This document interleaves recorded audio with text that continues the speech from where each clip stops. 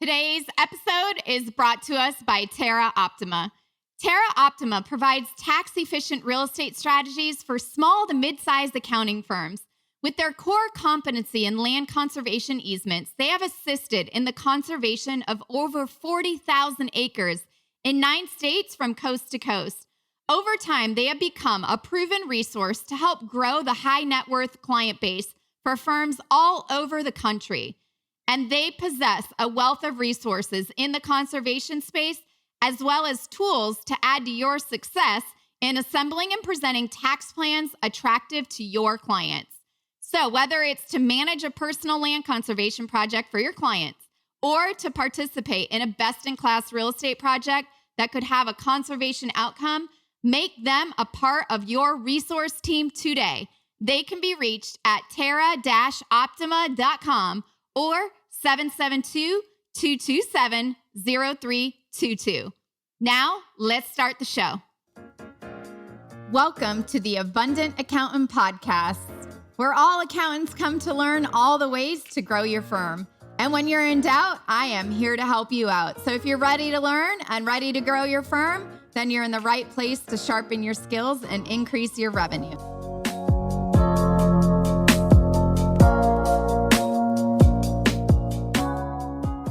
Welcome to the Abundant Accountant Podcast.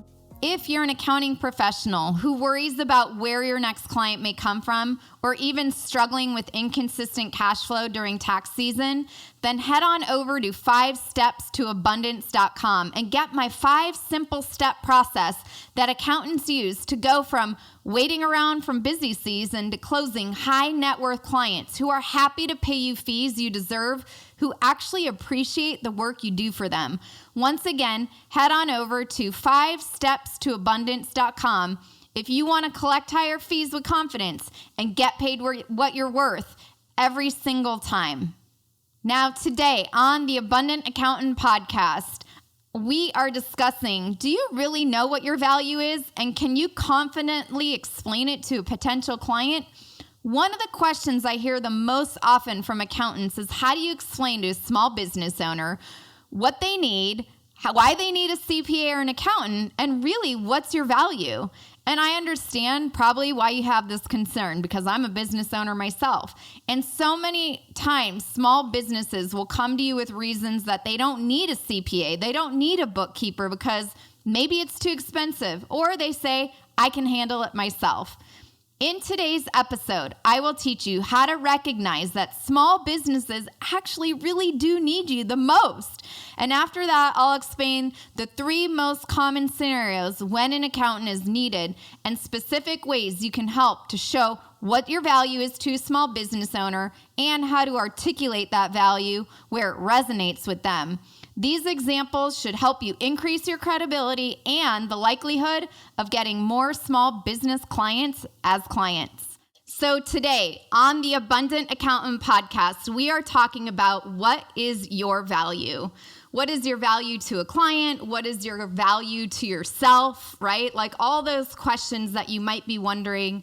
And now that tax season is way in the past, how do you explain your value to small businesses and clients that might need an accountant? And let me tell you, I'm going to use myself as a personal example for you today.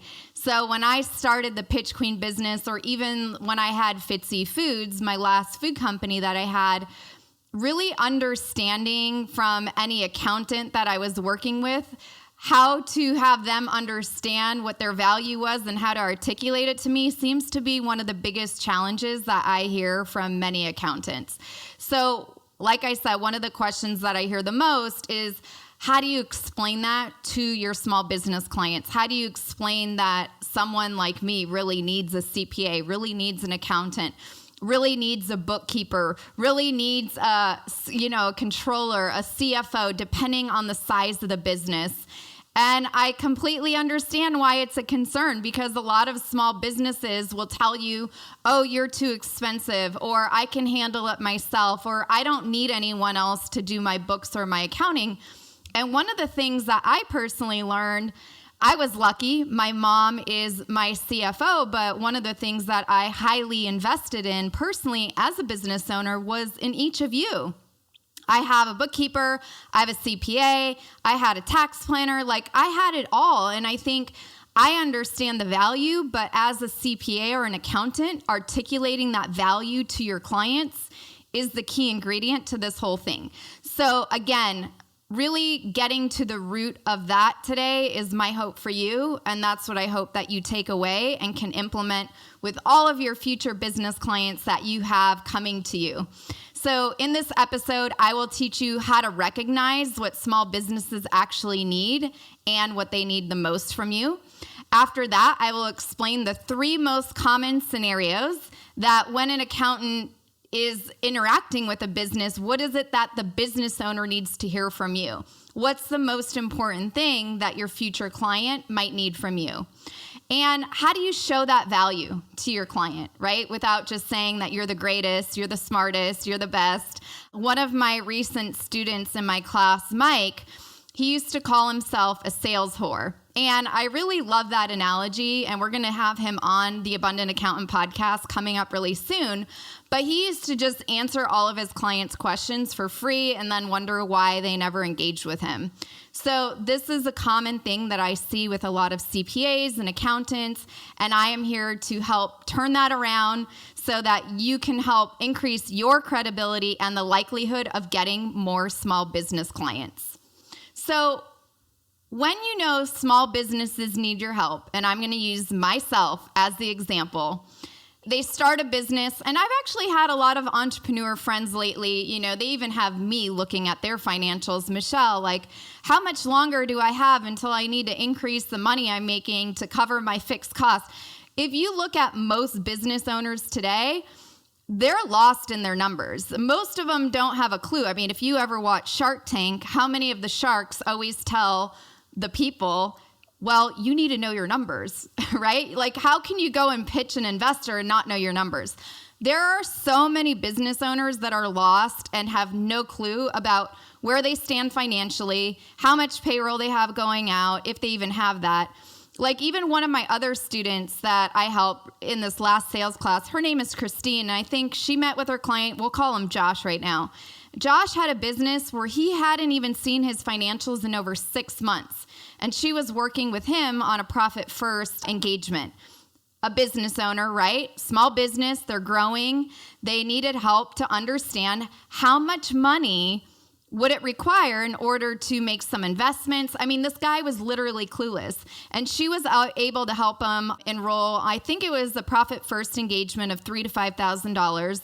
And then in the future, she was able to articulate her value to him by sharing, well, here is what I can help you with now. Once you work on your numbers and understand your numbers, then we can move on to the next engagement.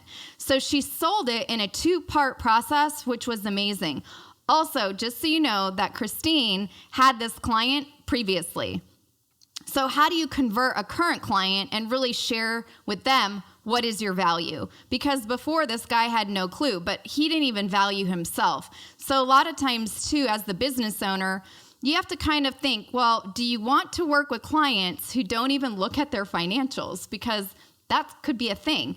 If a business, like on Shark Tank, right? If you watch any of those pitches, for the entrepreneurs that go on and pitch and they're doing 100 to 300,000 in revenue and they're stumbling on their numbers, they don't know what their cost of goods are, they don't know how much profit per unit, they don't know their revenue, they don't know how many units sold, I would be a little leery of working with them. And I think for you, part of understanding what your value is thinking about who are you going to work with and who you're not going to work with.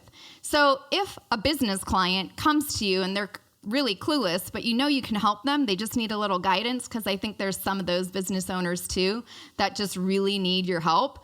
I would second and think about, do you want to work with this person or do you not? So here are some other ideas of when a business owner might need your help. They need help with legal structure. Should they be an S Corp? Should they be a C Corp? Should they be an LLC, right? These are all opportunities for you to offer a different service, aka tax planning. Do they have a solid business system in place? Are they using QuickBooks Online or like Gusto for their payroll? Or do they even have any of this set up? Maybe they need help with their finances and business metrics, KPIs, right? How many clients have you worked with that don't understand what their KPIs are? This is a prime opportunity where a small business owner would need your help. Or maybe they're ready to delegate, which is what I am, right? I am totally ready to delegate bookkeeping. I'm grateful I have my mom who's really good at accounting. I want to focus on what I'm great at. And I think each business owner, if you keep that in mind, if you can support them and show them that you can be their backbone to their business and have them focus on what they're really good at, then you don't even need to worry about a thing on offering value, because understanding what makes that business owner tick is your gold to understanding their value. So, why is it important to know your value? I think it's number one, important for you to know your value before you can ever articulate it to a future client, or like in Christine's case, she took a current client and articulated it to a current client in 2 stages. She's sold one, a profit first plan at $3,000 to $5,000 in revenue. And then from there, she's going to offer a bigger plan once this guy gets on her boat, which she made real clear that he better understand his numbers before the next time they talk. So with that being said, if you don't know your value, well, guess what? Someone else is going to decide it for you. And that's what I'm here to make sure that we get into today, so you have the confidence to articulate that and not have someone else dictate what it is for you. Because typically, if you let someone else dictate it, it will be less than really what you're worth. I have personally worked with a lot of you individually, and I understand that you like to, or not like to, but we typically will just decrease our prices or just do things for free because we really want a new client. We really need that person. And when we do that, that's basically your client dictating your value. So keep that in mind. If you don't know your value, then someone else will be dictating it for you. You're also going to probably start resenting the work that you do for your clients if you keep that up. So understanding the worth of who you are and what you will work for and what you will not work for is key. So again, you will start resenting the work that you do that you originally loved doing, which I'm sure a lot of you love what you do. I've worked with tons of accountants and CPAs, and I know that you truly do love what you do and you want to love and serve your clients all day long. But none of us do things for free. And when you do things for free, your clients typically don't follow through anyway. So if you want to make more money, which I think some of you might want to do that, or maybe you want to work a little bit less. Like I was talking to a woman today actually, and she works 10 to 12-hour days. I'm like, how much longer do you want to keep doing that?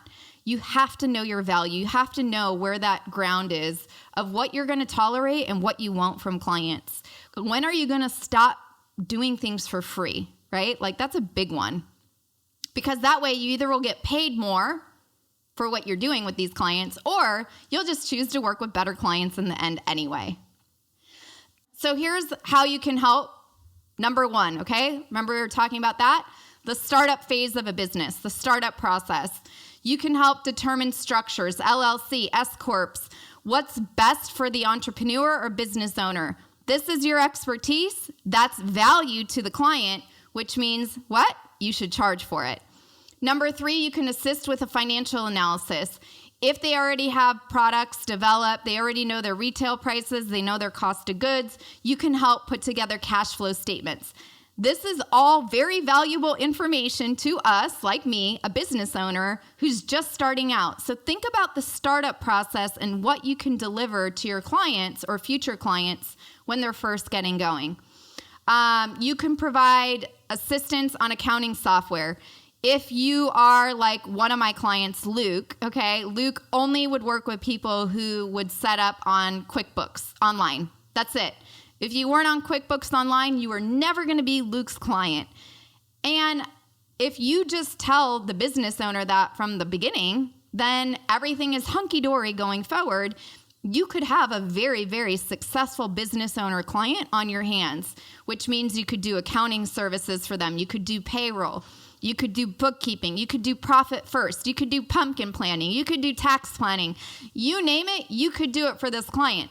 But think about the startup process and setting themselves up from the get-go. Giving advice on how to open bank accounts.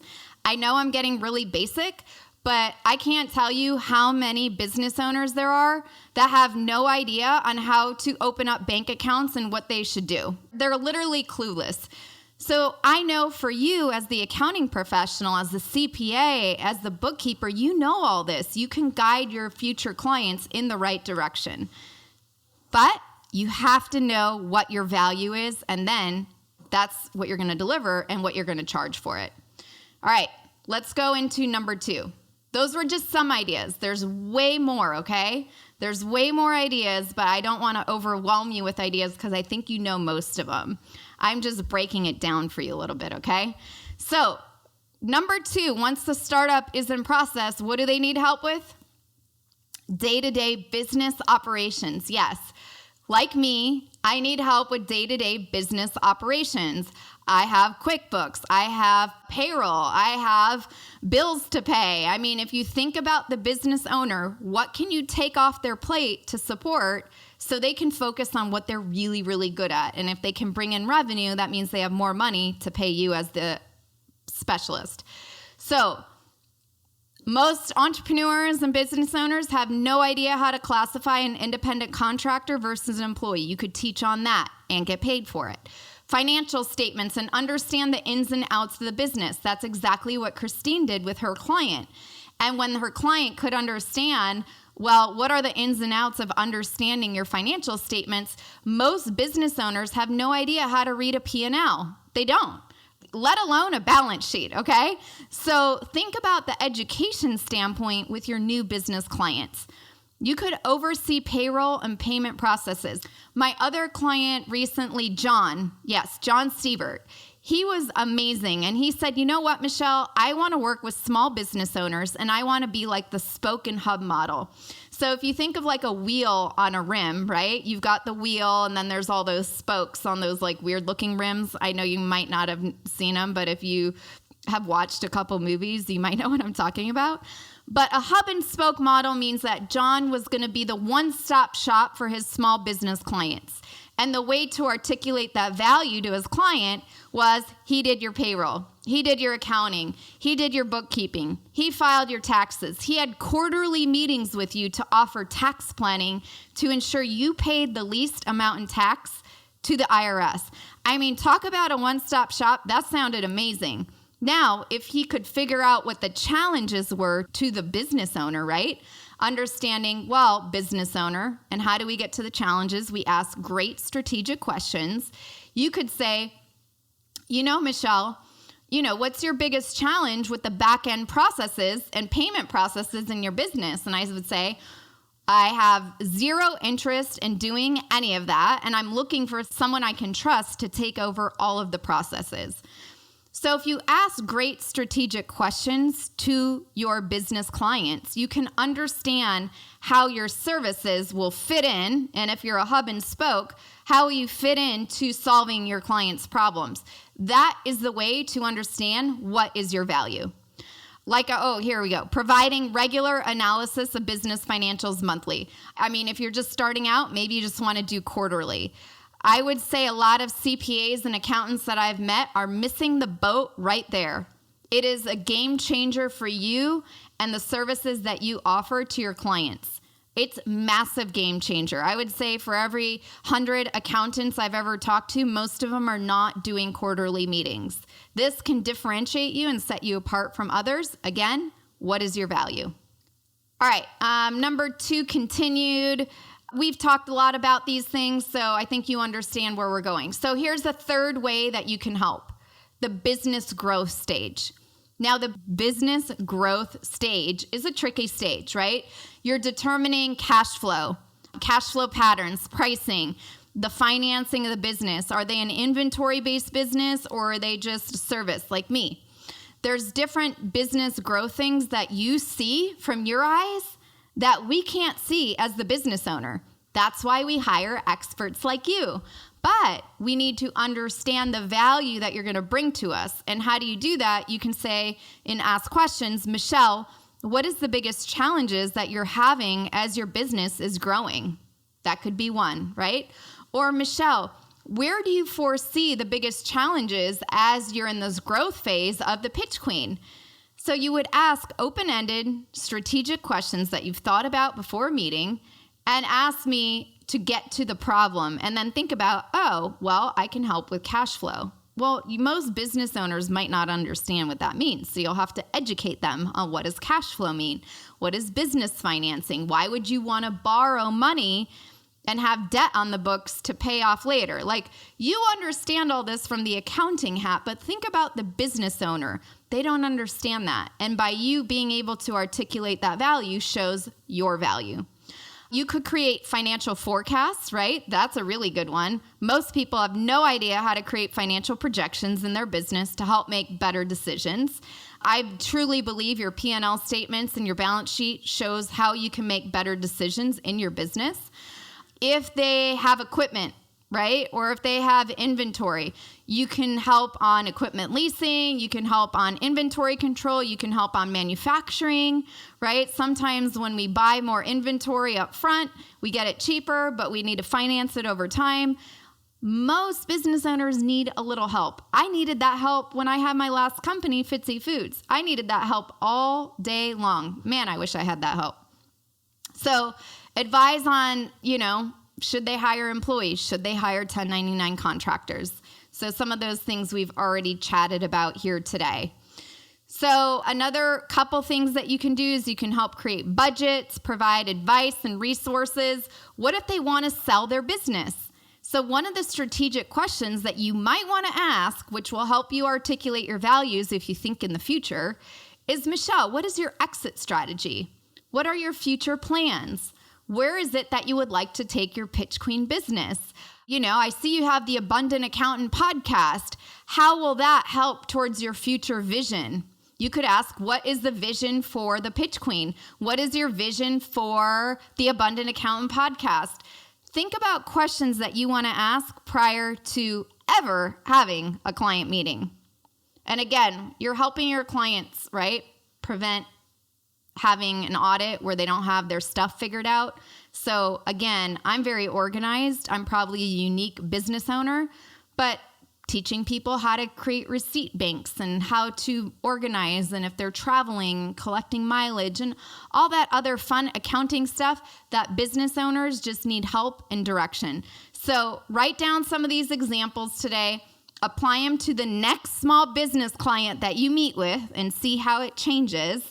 And see how it helps you acquire a new client a little bit quicker and a little bit faster. So again, what's your value? What's your value to yourself, and what's your value to your clients? And what are you going to do differently today to articulate it? So thank you for being here with me today on the Abundant Accountant podcast. It's always an honor. And I will see you guys very, very soon.